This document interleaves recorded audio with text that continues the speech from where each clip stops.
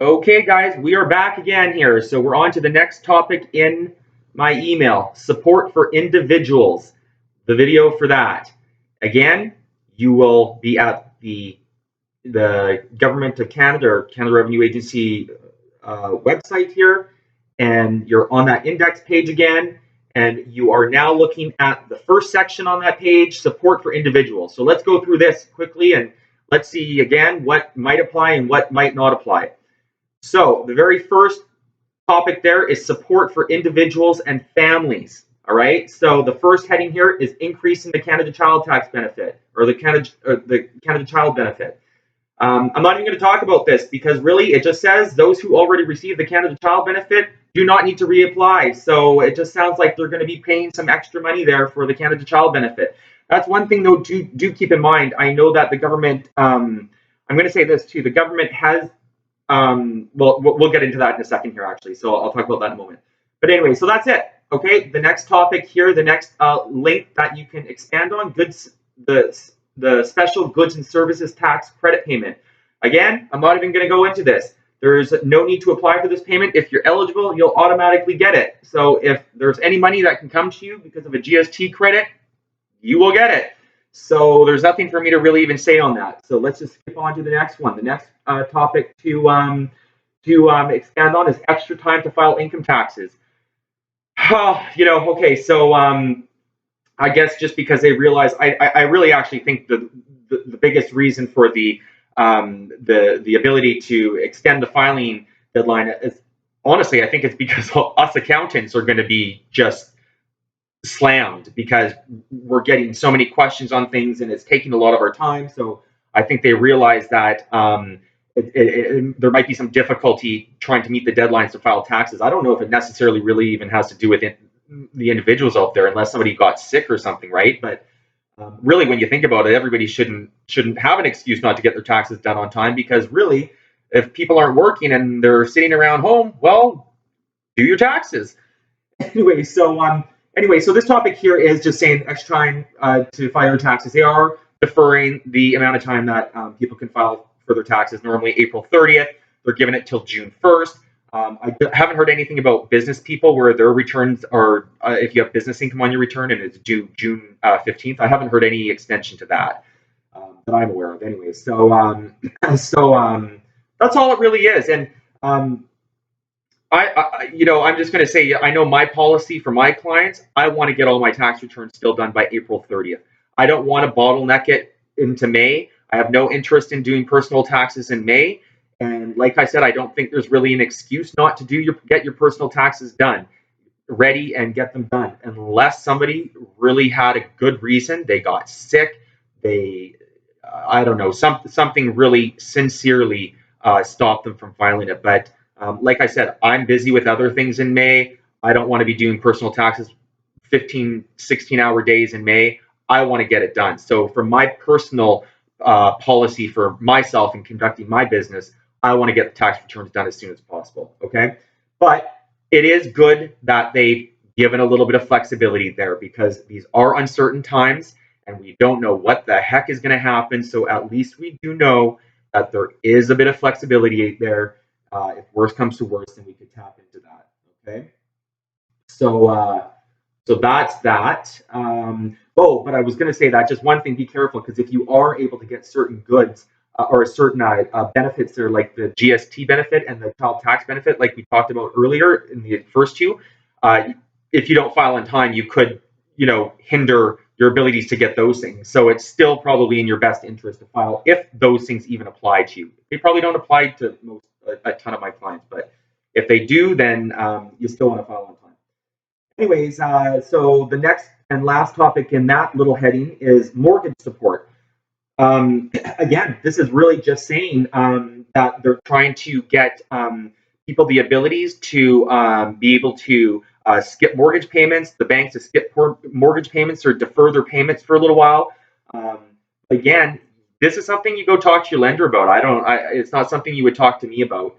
You would talk to your lender about it. It's your banker. It's between you and your banker. So if you think that you need help and you think that you need some support to defer or delay your mortgage payments, you go and you talk to your bank. And just get on things right away. Don't delay, right? So that's that. So the next heading here, support for people facing unemployment.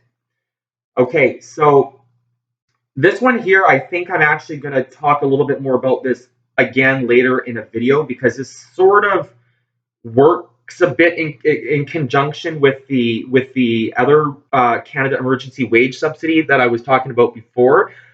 These are all things to do with, collecting benefits, wage supplements for the employers, things like that.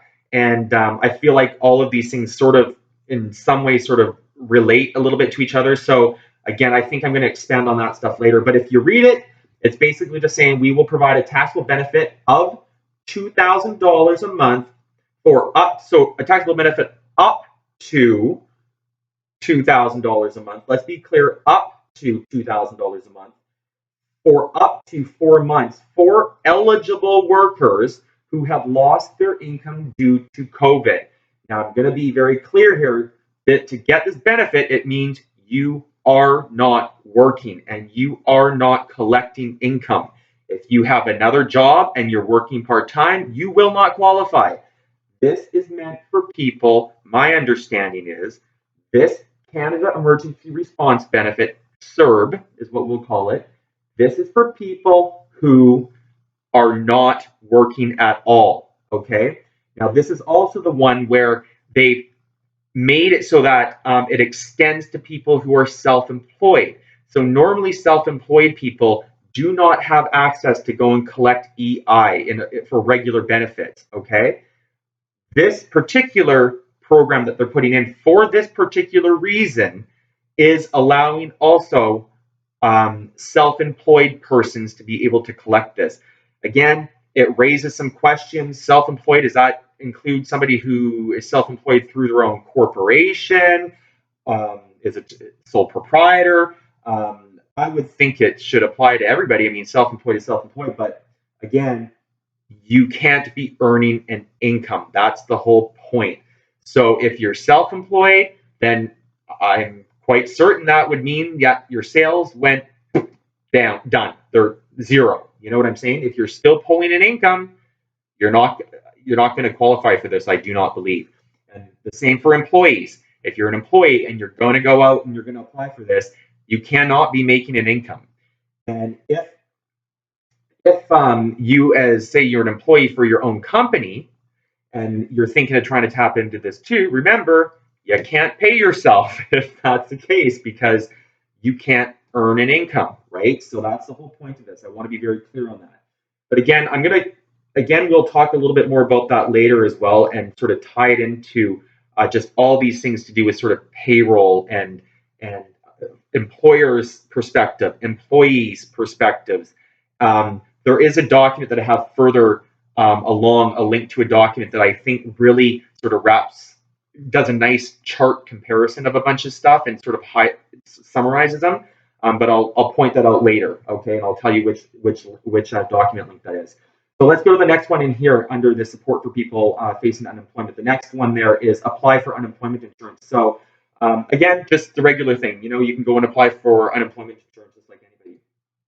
So I think a lot of my clients too, or all my clients really have also, I sent out an email recently that's telling people to register for a My Account for individuals and a My Business account for businesses, okay? Because I find that barely anybody's actually registered for these things, and everybody should be registered for these things. In today's world and our technology, you should just be able to go online, hit a few buttons, and access your tax account. Just makes it easy for you. Life is easy. You never have to sit around and wait for me to get you something. But also, when you guys are registered for it directly, you can actually see more information than I can see as a third-party representative. So that's important. Now, the big thing is why I'm saying this also is because to apply for some of these things that they are proposing, you have to do it through your My Account. I can't do it for you. Nobody can do it for you. You have to register for it yourself. So I'm trying to drill that into people's heads and drive that point home. People, go and register for those things. And see the email that I sent the other day about that. Gave you the links where to do it. Remember, it's called My Account. It's for individuals, for you to access your individual income tax account with CRA online. And then for people who are businesses, so you would have a business number, usually corporations, but if you're a sole proprietor, you're also going to have a business number. You should register for the My Business account. And that would allow you to see your businesses, the taxes, and the stuff to do with that business number, that tax filer, okay? Now, when you're registering for the business one, just keep in mind that it's going to ask you personal questions, like information from your personal return, because it's basically asking for your information as the authorized person who is signing up on behalf of that business, okay? Keep in mind, too, to apply for those things, I think they're going to send you a code, a verification code that you will then use to finish the process. It could take you 10 days to get that code in the mail. So get on it, get registering for those. Everybody should have those set up, okay? So let's go to the next topic here. Support for people who are sick, quarantined, or in directed self-isolation. You know what? I'm not going to even talk further about this per se, because you can see it's talking about the exact same benefit, the CERB, Canada Emergency Response Benefit, that it talked about up above under the other heading, okay? And again, we're going to talk a little bit more about that CERB later on, okay? And then it's also the second link right there, it's just saying again, improved access to employment insured sickness benefits, okay? So again, it's something you would have to do. You're the ones that have to apply to the government if this applies to you, if this relates to you, okay? You've got to apply for this with Service Canada. The next topic under here is support for people who are unable to work. Well, what do we have here again? Look at that same program, the new Canada Emergency Response Benefit. Again, just read this. We will provide a taxable benefit of, it should say up to $2,000 a month for up to 4 months for eligible workers who have lost their income due to COVID. Again, remember, you lost your income, all income, okay? Oh, and one thing I have to say here too is notice it says the benefit will be accessible online early April. My understanding was April 6th is when you are supposed to be able to start applying for this. Again, who knows? You can click on that button right there where it says learn more. I've now given you the link to this site. This is like their index. So if you're wanting to follow up on something and see what's going on, come to this site and click on the topic that you want to learn more about and hit learn more and see if they've got more information, okay? You just got to check it out, okay? So that's that. Now the next topic there is support for people who need it.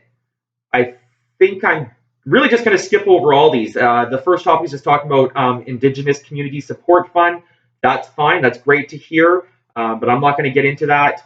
And the next one is Enhancing Reaching Home Initiative. Again, a great thing and a worthwhile cause. I think that one's just about homeless people and helping them.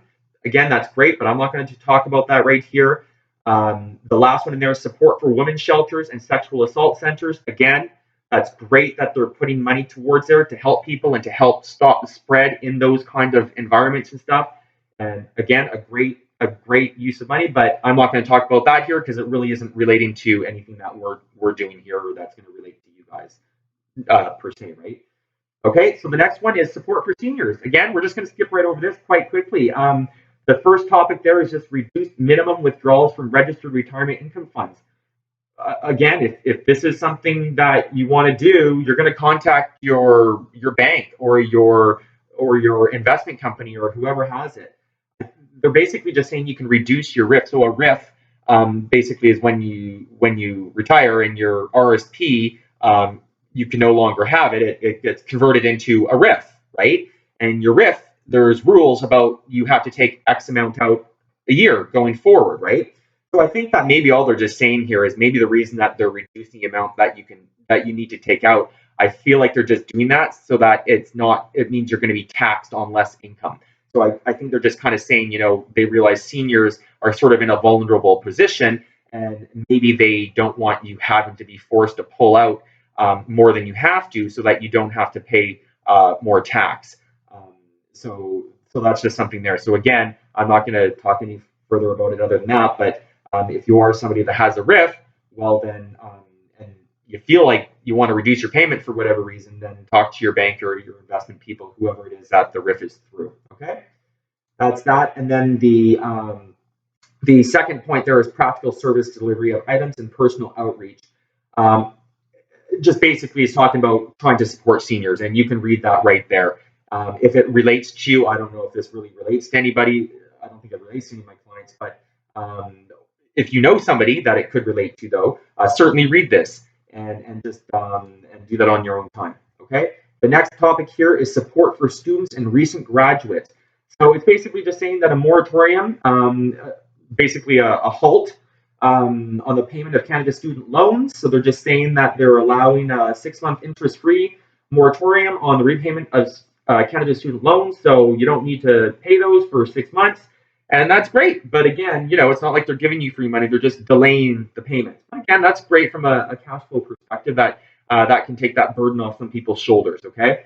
So that is something there. And I suppose a lot of people actually will have debt out there, because a lot of people are going to be recent grads. Stuff like that, right? So if you want to look further into that, read this topic, and you would probably end up talking to whoever your student loan is with to look at getting those delayed. Probably go to your bank, I guess.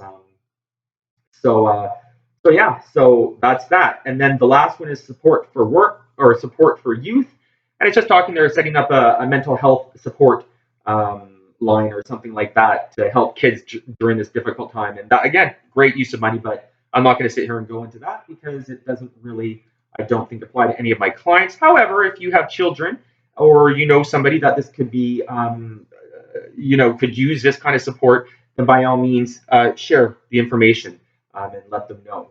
Okay, so that was the support for individuals. So what did we really take from that? What were the highlights? Number one, if you have troubles with your personal debt, your mortgage, stuff like that, you got to go talk to your bank, your loan, whoever holds your loans. Okay, go talk to your bank. If you're paying rent, you go and you talk to your landlord. So those are things that you have to do. You have to take the initiative to go and do these things. Okay, so that's number one. Number two, there's some deferral. A little bit deferral of paying your taxes. If you file your tax return and there's a balance owing, they're not going to charge you interest and penalties on it. Again, just be careful deferring things, because if you defer the payment and you didn't really have to defer the payment, you're just going to have to pay it all at one time later, when you're already bogged down and burdened with having to pay then current installments that have to be paid. So just be careful again when you're deferring things. Okay. And then the main one in there really was the CERB, CERB, the Canada Emergency Response Benefit. I just talked a little bit about it there, but we'll probably revisit that a little bit more here again in a video to follow. So I think that is it. That is the support for individuals. All right, and I will see you again in a couple of minutes. And let's see, the next topic will be about the Canada Emergency Wage Subsidy and the Canada Emergency Response Benefit. Okay, so we'll talk a little bit more about those couple of items. See you in a couple minutes. Thank you.